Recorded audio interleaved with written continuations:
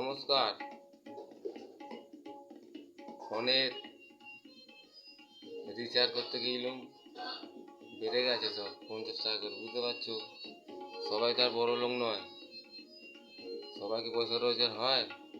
আর যারা গরিব মানুষ তারা কী করে চালায় বলো তো? আমাদের দেশের রাজা মোদি দাদা দেখো ফটফট করে কোনো বাড়ি দিচ্ছে দামগুলো। হ্যাঁ, গ্যাসের দাম বেড়ে গেল, কেউ কিছু বলছে না। সবাই মিলে বলতে হবে তো, বলো কী হচ্ছে?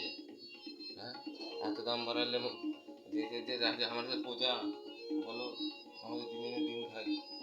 হ্যাঁ, কোথা পাবো এই পয়সা? হ্যাঁ, তোমরা বলো সবাই মিলে, তাহলে একটা ব্যবস্থা করতে হবে তো। হ্যাঁ, আমাদের লেবারের দাম বাড়ছে না, সব জিনিসের দাম হয়ে করে যাচ্ছে। মুড়িটা বাড়িয়ে দিল 4 টাকা, মুড়িটা 4 টাকা বাড়িয়ে দিয়েছে। কে কিছু বলছে? কেউ কিছু বলেনি।